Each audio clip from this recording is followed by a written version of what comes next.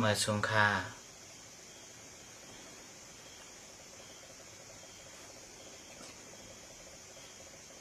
เมื่อในเดี่ยวดังปัญหาปริศนาลองสู้ยุงเฮ็ดถือเกิดขึ้นมาอันว่านั่นเสียแหละเดี๋ยวก็สำทีให้ถือให้มันหายในเสสับเลี้ยงปันผักดอนปันน้อยยิงน้องทรายเฮาเขากว่าขาออปริศนาปัญหาลองสู้ยุงในเฮ็ดถือโปเปลี่ยนมาป้อไหน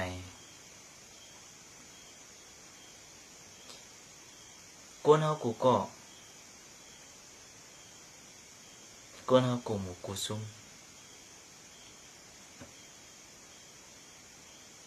ย้อนเปอตีอยู่อำเหมือนกันเพราะว่าตีอยู่เฮาเหมือนกันก็ตีอันเฮาด้วยนั่นอำเหมือนกันเพราะว่าตีอันเฮาด้วยนั่นอำเหมือนกันก็ลองอันเฮาหันนั่นอำเหมือนกันเพราะว่าลองอันเฮาหันนั่นอำเหมือนกันเพราะไหนก็ตั้งหันถึงเฮาคาก็เปียกเปิงกันเพราะตั้งหันถึงเฮาคาเปียกเปิงกันก็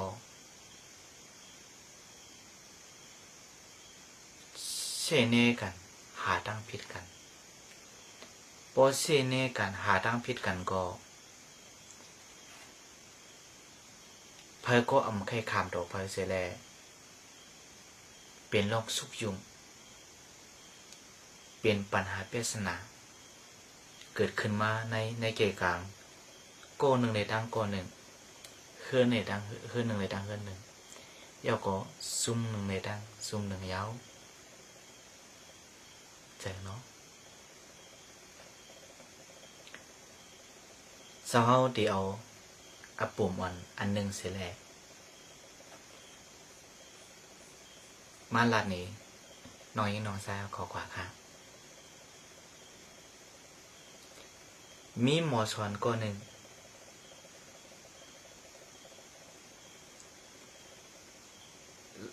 ยุกมือหนีลูกเฮ็ดมัน3 เกาะเพราะว่ายุกมือหนีลูกเฮ็ดมัน3 เกาะพวกไหนก็อันอยู่ภายตั้งผ่ามือองค์มือนั่นเตหันสีขาวก็อันอยู่ตั้งไผ่หลังมือนั่นซ้ำเตหันสีลำก็อันอยู่ตั้งไผ่คางมือนั่นแหละซ้ำเตหันอันขาวคือหนึ่งอันลำคือหนึ่ง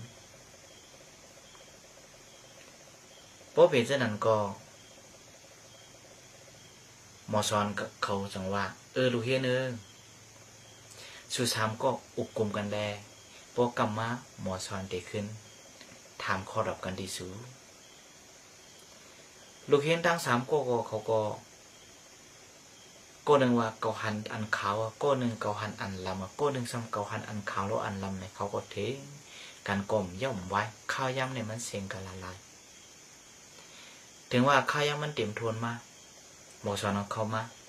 ลูกเฮียนเอาเขา3 ก็มืออันหมอสอนยุคนี้นั่น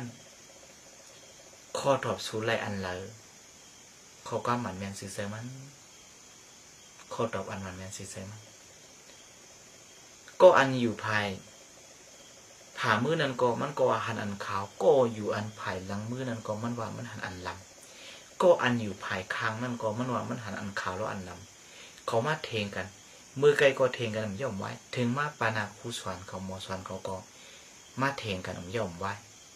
โคตรอบนั้นอำไรกำนั้นหมอสอนเขาจังว่าลูกเฮียนโคตรอบสูในมันหมั่นดังมันเมียนดัง3 ก่อยเอาก้วยกา ตีอยู่อันชูด้วยนั้นมันอยู่เสียงเผยเสียงมันนาเผยนามันเสียด้วย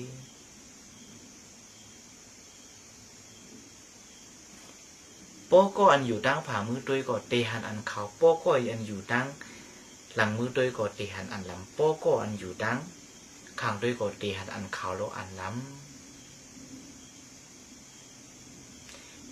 ย้อนปืนสังเลสูหันเหมือนกันละย้อนปืนตีอยู่สูงเหมือนกันโป้ตีอยู่สูงเหมือนกันก็ตีด้วยสูงเหมือนกันโป้ตีด้วยสูงเหมือนกันก็ตั้งหันสูนั่นเหมือนกันโป้หันตั้งหันถือตั้งหันสูงเหมือนกันก็สูหันเปิงกันโป้หันเปิงกันก็เสียนีกันโป้เสียนีกันก็สูเลยเทียงกันข้าวยำมันชุ่มหลายนั่นนะโป้ในรูเฮียนเขาทั้งเชงสูทั้งสามก็มาอยู่ภายอันไหนด้วยดูสูเลยหันสังเลยหันผ่ามือสีสังสีขาวโป้ในสูสามก็ขึ้นกับอยู่ทั้งภายได้ด้วยช้ำเลยภายทั้งหลังมือด้วยช้ำเลยหันสังเลยหันอันลำโป้ในสูสามก็ขึ้นอยู่ซื่อๆเหตุด้วยช้ำเลยอันหันสีสังเลยหันสีขาวแล้วอันลำอันนั่นยาวอันเฮาเปลี่ยนปัญหาอันเฮาเปลี่ยนลองสู้อยู่อันมีปริศนาอยู่ในเกกลางโก้หนึ่งในตั้งโก้หนึ่งในสังในเกกลางเคลื่อนหนึ่งในตั้งเคลื่อนหนึ่งในสังในเกกลางวานหนึ่งในวานหนึ่งในสังในเกกลางหมู่ซุ้มหนึ่งในซุ้มหนึ่งในสังเฮ็ดถือเลยมันเกิดขึ้นมาพวกในสังย้อนปื้อเฮาค่ะตีอยู่เฮาเหมือนกันน้อยยิ่งน้องไส้เท่าย้อนปื้อตีด้วยเฮาก็เหมือนกันย้อนปื้อตีหันเฮาก็เหมือนกันย้อนปื้อเฮาถางเปิงกันและปัญหาสองสร้างเกิดขึ้นมายาวโป้ไหนแต่ให้ปัญหานั้นโป้อยู่ย่อมกับโป้ในสำเร็จหรือละเฮาเรียกลายตีอยู่กันสิด้วยคะแลโป้เฮาเรียกลายตีอยู่กันสิด้วยไหนเฮากดตีหันตีอันมันด้วยมันก็มาอยู่ตีเฮาสิด้วยอันเฮาหันเฮาก็ไก่อยู่ตีมันใช่แหละด้วยอันเฮาหันอันมันหันเพราะในเตก็ไผก็เตรียมจังนี้ไผก็เตรียมจังทางเปิงไผย้อนปืนสังย้อนปืนเฮาหันลองมันแม่นทั้งสองพายสวรรค์น้อยยิ่งน้อยสร้างเขาเฮาอยู่ในโลกาในป้อด้วยผายเร็วหนาอาล่าในกอใกล้ด้วยผลปุ่นชนตัวปนตีนะป้อด้วยปุ่นชนตัวปนตีนะก็สร้างหันพิษเปิงป้อด้วยปุ่นเปินหนาล่าก็สร้างหันพิษเจ้าเขาจังว่าพระเป็นเจ้าเตวะความขอเลียวไว้ค่ะมิสิมาปริปดาเช่นตั้งป่านกลางภายเศร้าเก่าก็อย่าเพียสัพยังหนาปนตีภายเปิ้นก็อย่าเพียสัพยังหนาปนตีเฮาหมอด้วยลองหมันแม่นเช่นตั้งป่านกลางครึ่งเพกเพียงพวกในซื้อปัญหาในเกกลางก้นหนึ่งในตั้งก้นหนึ่งในเกกลางตั้งคืนหนึ่งในตั้งคืนหนึ่งในเกกลางซุ่มหนึ่งในตั้งซุ่มเลิงในมันตีสายเย็นกว่าปวดปัญหาเย็นกว่าก็เฮาขาดตีสร้างพร้อมผมพอขาพร้อมโฮมกายสมากิดูพร้อมผมเสกสมากิใส่พร้อมผมปนในเด็กก็ตีอันกัดเย็นซื่อสาตีอันขึ้นอย่างเหมือนสูงนั่นน้อยยิ่งน้อยทราบเขาตีสร้างฮอดถึงอยู่ไหนอันไหนให้หมอเอาตอนสอนเสกรรมอยู่ยังว่าน้อยยิ่งน้อยทราบเขาก็ตีมีตั้งหูเสแลหมอเอาสอนตัวสอนเสือสอนในตรงวงกวนสอนในหมู่ซุ้มกว่าเมื่อนาอยู่ในข้าออกไว้สงค่า